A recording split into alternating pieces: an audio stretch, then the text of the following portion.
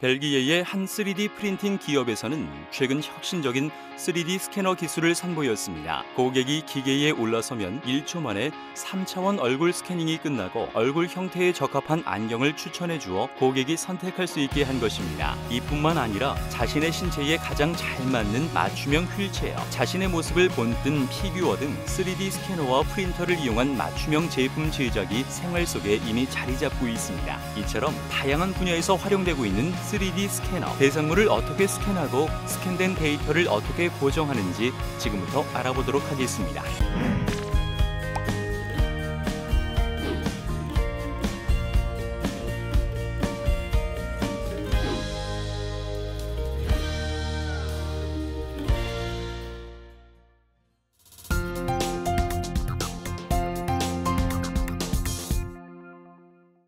태원 학생이 뭔가 열심히 찾고 있는 것 같네요.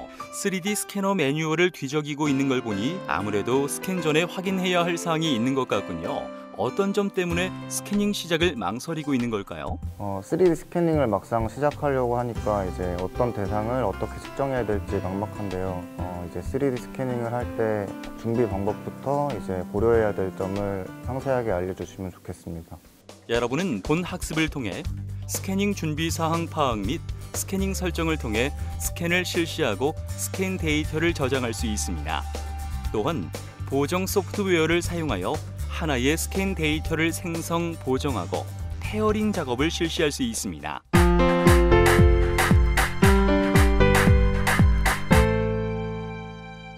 안녕하세요, 정혜란입니다. 우리의 상상력을 현실로 출력하는 3D 프린터용 제품 제작 과정, 오늘 함께 해주실 장중식 강사님 모셨습니다.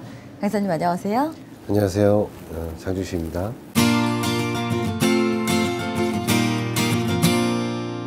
강사님, 이번 시간에는 3D 스캐닝의 준비부터 제작까지의 과정에 대해 알아보려고 합니다.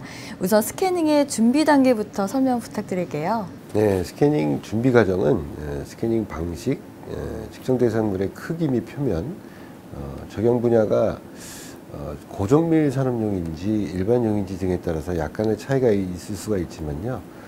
기본적으로 측정 대상물에 대한 표면 처리와 스캐닝 가능 여부에 대한 대상 스캐너 고려, 스캐닝 경로 설정 등이 포함이 됩니다.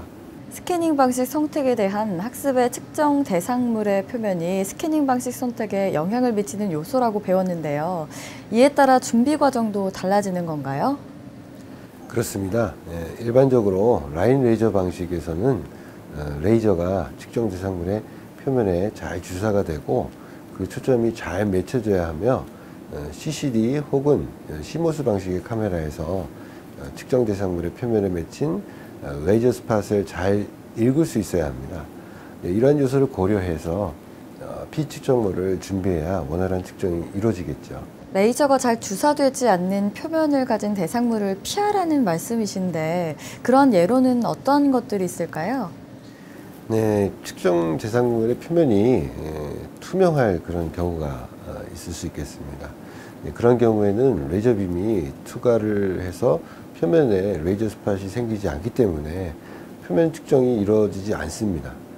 그리고 측정 대상물이 거울과 같이 전반사가 일어날 경우에도 정확한 레이저 스팟의 측정이 이루어지기가 힘들겠죠. 일반적으로 가시광 레이저를 사용할 경우에 레이저 스팟이 측정 대상물에 어느 정도 흡수되어서 선명하게 보여야 이를 측정 카메라에서 인식을 할 수 있습니다. 만약 레이저가 잘 주사되지 않는 표면을 가진 대상물을 선택하였다면 측정 방식을 변경해야만 하는 건가요? 꼭 그런 것만은 아닙니다. 만약 투명하거나 난반사 혹은 전반사가 일어날 경우에는 측정 방식을 바꾸는 방법 외에도 측정 대상물의 표면 처리를 통해서 원활한 측정이 이루어질 수도 있습니다. 네, 그렇군요. 표면 처리를 하려면 코팅제가 또 필요할 텐데 코팅제로는 어떤 것들이 있는지 알려주시겠어요? 네, 코팅 재료는 매우 미세한 백색 파우더가 포함된 액체 재료가 많으면서요. 주로 스프레이 방식으로 재료를 피측정물 표면에 도포할 수 있습니다. 이때 파우더의 입자가 클 경우에 측정 오차가 생길 수 있기 때문에요. 요구되는 그 측정 정밀도를 바탕으로 해서 코팅제를 선별해야 합니다. 최근 상용화된 고정밀 측정용 코팅제의 경우에는 마이크론 입자 사이즈를 가진 코팅제가 아주 많습니다. 균일하게 코팅하는 것도 물론 중요하겠죠. 네, 그렇습니다. 또한 모든 면에 코팅을 실시해야 합니다. 그리고 측정이 끝난 다음에는 쉽게 제거가 되어야 피측정물의 본래 표면을 그대로 유지할 수 있어야만 합니다. 강사님, 측정물의 크기 또한 중요할 것 같은데요. 만약 피측정물이 측정 범위를 벗어날 경우에 취할 수 있는 방법에는 어떤 게 있을까요? 피측정물이 측정 범위를 벗어날 경우에는 측정 방식을 바꾸거나 혹은 여러 부분으로 측정을 해서 데이터의 정합과 병합을 검토할 수 있겠습니다. 여러 번의 측정으로 데이터를 파트별로 생성을 하여 데이터 간의 수정을 통해서 원하는 형상을 얻을 수 있습니다. 여러 파트로 측정된 데이터를 수정 편집이 이루어질 수 있도록 어느 정도의 중첩이 되는 그런 표면이 측정이 되어야만 합니다. 표면이 복잡하고 중요할 경우에는 측정이 잘 되는 위치에서 측정을 해야만 합니다. 산업용 고정밀 라인 레이저 측정에서는 보통 정합용 마커를 많이 사용하는데요. 이런 경우 치수 정밀도가 매우 우수한 볼 형태로 이를 측정 대상물에 미리 고정을 시킵니다. 보통 3개 이상의 볼이 필요하고 이렇게 고정된 볼이 측정 대상물과 같이 스캐닝이 되는 그런 것입니다. 네, 정리를 해보자면 측정 대상물이 클 경우에 여러 개의 볼을 사용하고 또 서로 정합이 될 측정 데이터 사이에는 항상 중첩되는 볼이 최소 3개 이상 존재해야 한다는 말씀이시네요. 네, 맞습니다. 잘 이해하셨네요. 네, 볼을 이용하는 것 말고도 또 다른 방법이 있을 것 같은데요. 네, 물론입니다. 정밀도가 그리 높지 않은 경우에 사용되는 광 패턴 혹은 라인 레이저 방식의 이동식 스캐너의 경우 보통 자동으로 정합할 수 있는 기능이 소프트웨어에 포함되어 있습니다.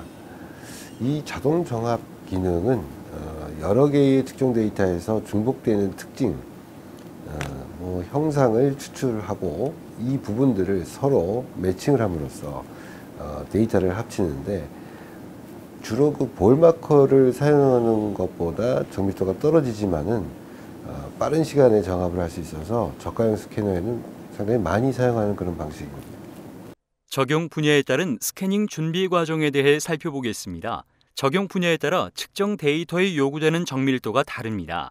산업용의 경우 수 마이크론의 정밀도를 가져야 하지만 일반용은 3차원 프린팅용으로 비교적 낮은 수준의 정밀도가 요구됩니다. 따라서 요구되는 정밀도, 즉 적용 분야에 따라서 스캐너를 선정해야 하며 스캐너의 준비 과정도 철저히 해야 합니다. 이렇게 스캐닝 준비가 끝나면 스캐닝 설정을 해야 할 것 같은데요. 스캐닝 설정 시에 제일 먼저 어떤 걸 해야 하는지 궁금합니다. 스캐닝을 시작하기 이전에 보정을 수행해야 합니다. 주변 조도에 따라서 카메라 보정, 이송장치의 원점 설정 등을 설정을 하고요. 측정 방식에 따라 주변 밝기, 즉 조도를 조절해야 합니다. 레이저 방식이든 광 패턴 방식이든 너무 밝은 빛이 있으면 카메라에서 잘 측정이 되지 않으므로 직사광선을 피하도록 합니다. 너무 밝은 빛은 또 피해야겠군요. 그렇다고 해서 또 어두운 것도 측정에 영향을 미칠 것 같은데요. 네, 그렇습니다. 너무 어두울 경우에도 제대로 된 측정이 이루어지지 않을 수 있으니 주변 밝기 조절로 스캐너에서 요구하는 그런 조도를 맞추고 카메라 설정을 통해서 노출 정도를 제어해야 합니다. 강사님, 측정 범위도 미리 설정해야 할 것 같은데요. 네, 맞습니다. 측정 대상물이 클 경우에는 측정 영역을 미리 설정해 줄 그런 필요가 있습니다. 측정 경로를 미리 설정을 해줌으로써 측정 시간을 단축을 시킬 수가 있죠. 또한 특정 대상물에 큰 단차가 존재할 경우에는 카메라의 초점 심도 밖으로 측정 대상물이 위치할 수도 있기 때문에 측정 경로를 설정할 때에는 측정 방향으로 시작과 끝점, 그리고 레이저 광의 진행 방향으로 초점 심도를 고려해야만 합니다. 측정 범위에 대해 좀 더 알아보겠습니다. 보통 저가형 스캐너의 경우 주로 턴테이블이 사용되기 때문에 자동으로 전면 측정이 이루어집니다. 즉, 턴테이블의 회전축 방향으로 여러 영역을 나누고 각 영역에서 360도 방향으로 측정을 수행한 후 최종적으로 정합 및 병합을 수행하게 됩니다. 또한 측정 중 이동할 수 있는 스캐너의 경우 별다른 측정 영역이 필요 없으며 원하는 영역을 이동 속도를 고려해서 측정할 수 있습니다. 보정 측정 범위 외에 스캐닝 설정 시 유념해야 할 점은 또 뭐가 있을까요? 네, 스캐닝 간격과 속도도 살펴봐야 합니다. 라인 레이저를 사용하는 스캐너의 경우 스캐닝 간격, 즉 연속된 2개의 레이저 빔 라인에 대한 간격을 설정을 할 수 있습니다. 스캐너가 직선으로 이동을 하는 경우에는 이송 방향으로 스캔 간격을 미리 설정을 할 수 있고, 간단한 형상을 가진 면을 스캔을 할 경우에는 많은 점들이 필요 없기 때문에 스캐닝 간격을 넓게 설정할 수 있습니다. 한편 스캐닝 속도는 스캐닝 점의 개수를 줄임으로써 가능한데요. 라인 스캐너의 경우 정지 상태에서 측정이 진행이 되고 다시 다음 위치로 이송을 하여 측정을 진행할 수 있으며 연속적으로 이송을 하면서 측정을 수행할 수 있습니다.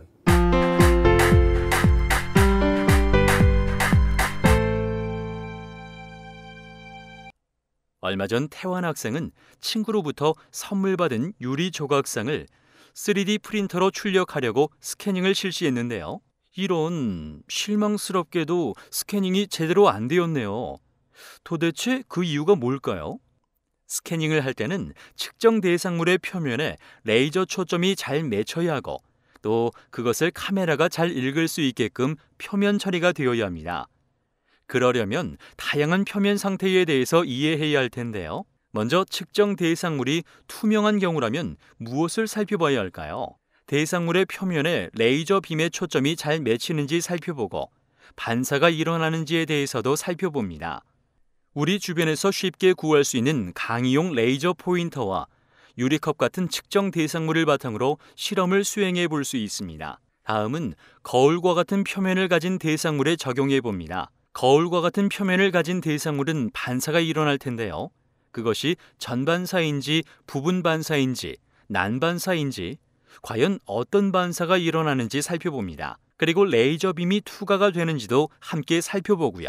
이것도 강의용 레이저 포인터와 거울을 이용해서 실험을 할 수 있는데 만약 레이저 빔이 거울에서와 같이 전반사, 즉 100% 반사가 될 경우 카메라가 거울 표면의 레이저 빔을 인식할 수 있는지도 실험해 봅니다. 만약 표면이 반짝거리거나 광택이 나는 경우에는 무엇을 살펴봐야 할까요? 표면에 광택이 있는 대상물이 레이저 빔을 어떤 식으로 반사시키는지 알아보고 전반사, 부분반사, 투과 등에 대해서도 알아봅니다. 역시 강의용 레이저 포인터와 표면이 반짝거리거나 광택이 나는 피 측정물을 바탕으로 실험을 할 수 있습니다. 그리고 이렇게 여러 가지 대상물에 대한 실험을 한 후에 각 결과를 서로 비교해보는 시간을 가져보는 것도 좋습니다.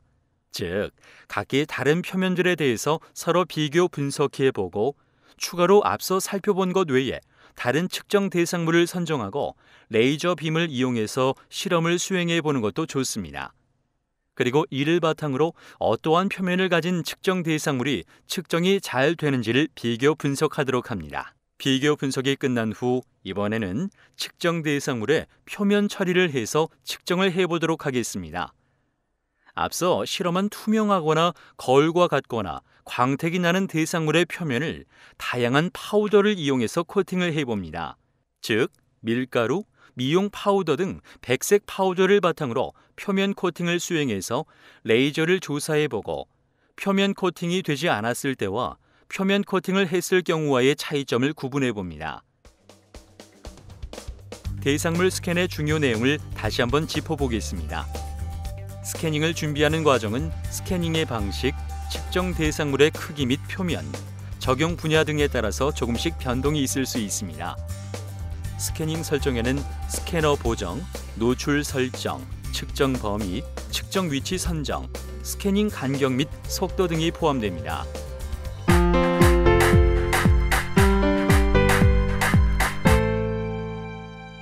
네, 강사님, 스캐닝 실시 과정은 스캐닝 방식 및 장비에 따라서 다를 텐데요. 이번 시간에 알려주실 스캐닝 실시 과정은 어떤 것이 있을까요? 네, 턴테이블과 라인 레이저 방식의 장비를 이용한 스캐닝 실시 과정에 대해서 살펴보려고 합니다. 이 과정에서 먼저 이루어지는 것은 특정 대상물의 자세에 따른 스캔입니다. 측정은 미리 설정된 자세에서 턴테이블이 돌아가며 이루어지는데요.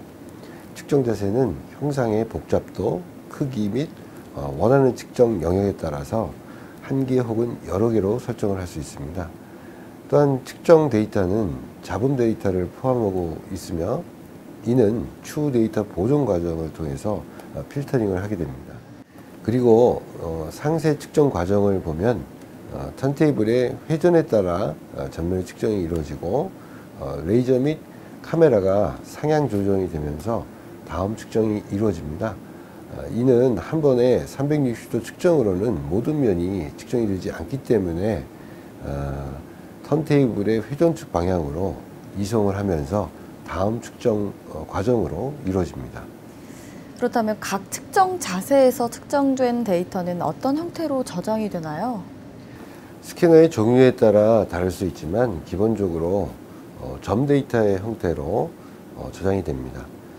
이러한 정점 데이터는 다른 소프트웨어에서 사용 가능한 표준 포맷으로 저장할 수 있고 스캐너 자체 소프트웨어에서만 사용이 가능한 그런 전용 포맷으로 저장이 될 수 있겠습니다.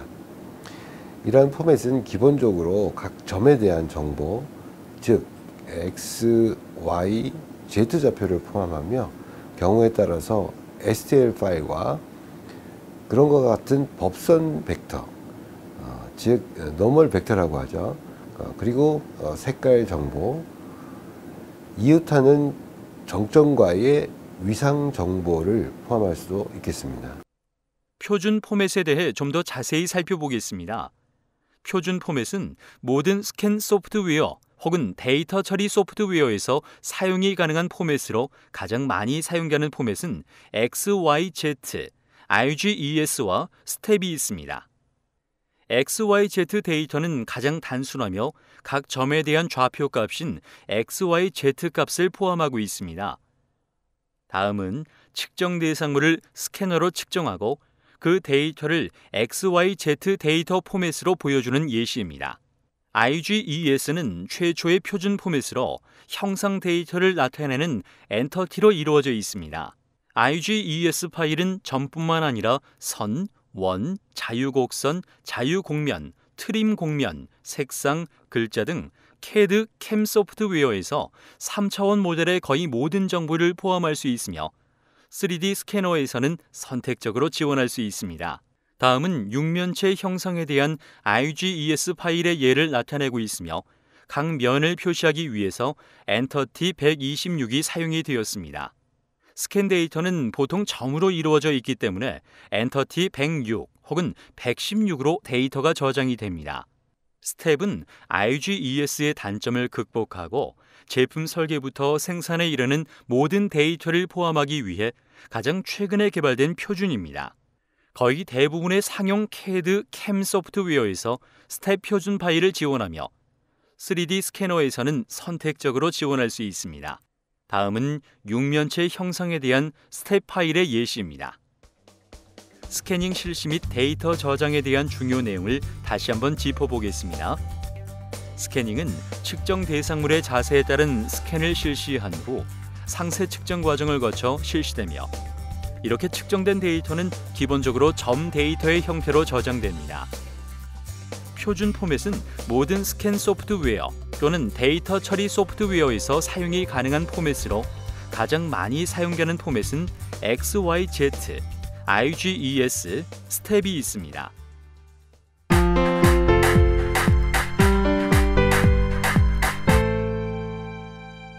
강사님, 스캔 데이터는 보통 여러 번의 측정에 따른 정점 데이터를 서로 합친 데이터라고 하셨는데요.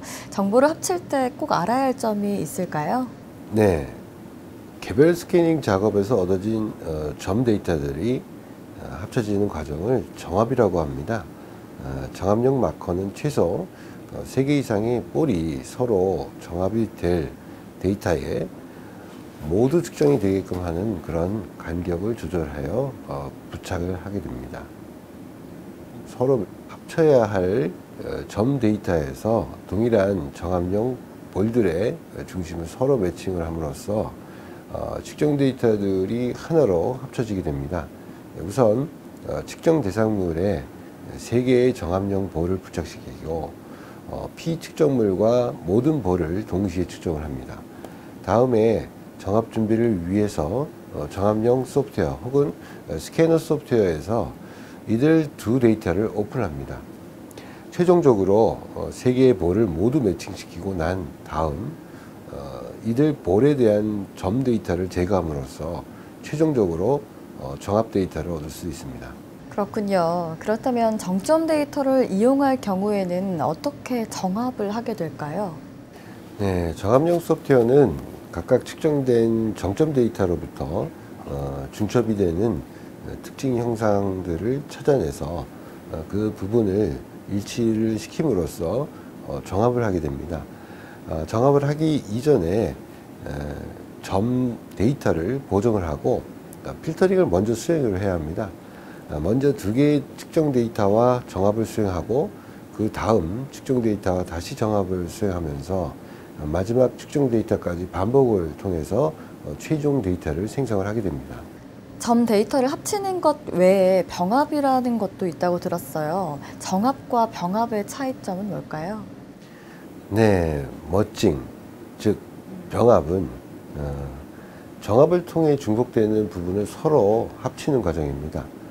정합은 전체 데이터를 회전 이송하면서 같은 좌표계로 통일화를 하는 과정이고 병합은 이런 데이터를 하나의 파일로 통합하는 과정입니다.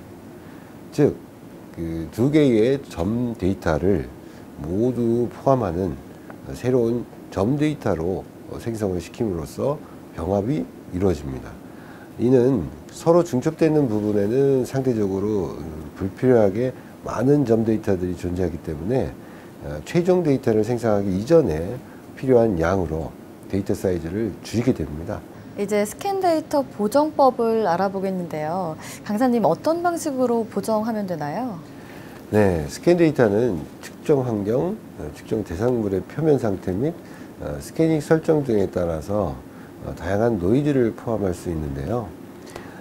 이러한 노이즈는 소프트웨어에 제공되는 자동 필터 기능을 사용할 수도 있고 수동으로 필요 없는 점들을 제거할 수도 있습니다. 적당한 영역을 설정해서 원을 기준으로 대부분의 정점 데이터를 수정 편집할 수 있는데요. 너무 좁은 크롭 영역은 보존해야 할 측정 데이터까지 제거할 수 있으니 이 점을 유의해서 영역을 설정하시면 됩니다. 다음은 각 측정 방향에 대해서 필터링 및 데이터 클리닝을 한 다음에 점 데이터를 보여주는 예시입니다. 이렇게 데이터 클리닝이 끝나고 나면 정합 전후로 다양한 보정 과정을 거치게 됩니다. 보정 과정에는 중첩된 점의 개수를 줄여 데이터 처리를 쉽게 할 수 있는 필터링, 측정 오류로 주변 점들에 비해서 불규칙적으로 형성된 점들에 대한 스무딩 등이 포함됩니다. 스캔 데이터는 페어링 과정이 필요하다고 들었는데요. 어떻게 수정하는 건가요? 네, 스캐닝 데이터는 페어링 과정을 통해서 불필요한 점을 제거하고 다양한 오류를 바로잡아서 최종적으로는 삼각형 메쉬를 형성하고 3차원 프린팅을 할 수 있습니다. 삼각형 메쉬를 생성할 때 몇 가지 법칙이 있는데요. 네. 첫 번째는 점과 점 사이의 법칙으로 삼각형들은 꼭지점을 항상 공유해야 합니다. 삼각형들끼리 서로 겹칠 수도 있으며 삼각형이 없는 부분, 즉 구멍이 생길 수도 있는 그런 오류들은 자동 및 수동으로 모두 제거할 수 있습니다. 이 밖에도 삼각형의 크기를 균일하게 하는 작업, 큰 삼각형에 노드를 추가해서 작은 삼각형으로 만드는 작업, 형상을 부드럽게 하는 작업, 삼각형의 면의 방향으로 바로잡는 그런 작업 등이 페어링 작업에 포함이 됩니다. 삼각형 메쉬 작업 시 주의할 점에 대해 알아보겠습니다. 스캐너의 특성상 측정이 되지 않는 부분에 삼각형 메쉬 작업을 수행하게 되면 그 자리에 움푹 패인 형상이 주로 생성이 됩니다. 이렇게 움푹 패인 형상은 스캐닝 소프트웨어의 패치 같은 툴로 주변 점들을 연결해서 수정할 수 있습니다.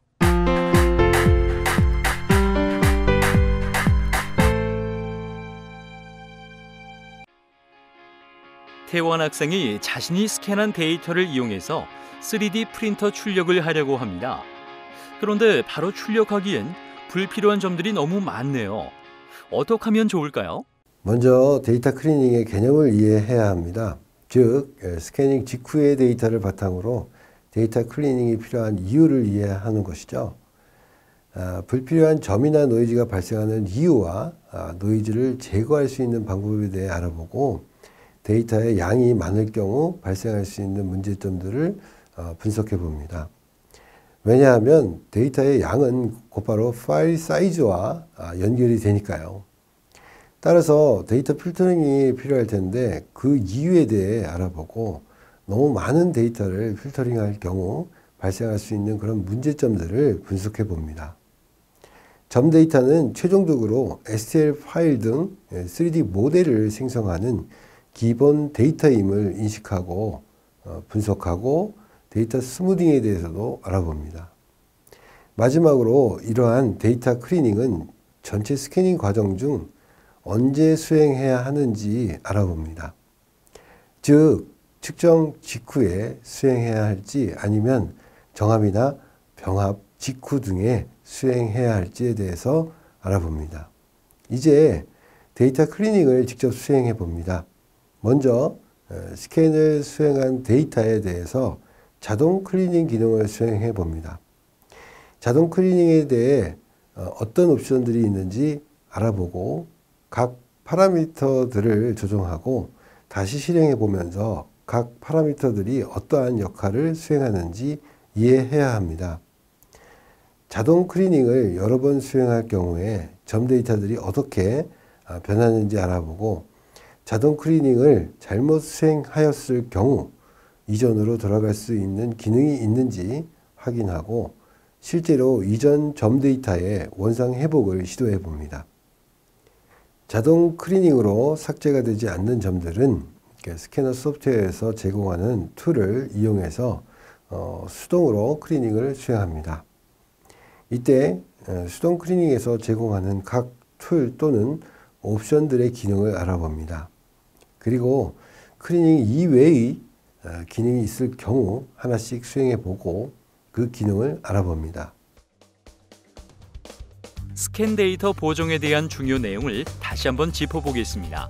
정합은 전체 데이터를 회전 이송하면서 같은 좌표계로 통일하는 과정이며 병합은 이러한 데이터를 하나의 파일로 통합하는 과정입니다. 스캔 데이터는 기본적으로 많은 노이즈를 포함하고 있으며 자동 필터링 기능을 활용하거나 수동으로 특정 영역을 설정하여 직접 필요 없는 점들을 제거할 수 있습니다. 스캔 데이터는 페어링 과정을 통해 불필요한 점을 제거하고 다양한 오류를 바로 잡은 후 삼각형 메쉬를 형성하여 3차원 프린팅을 할 수 있게 됩니다.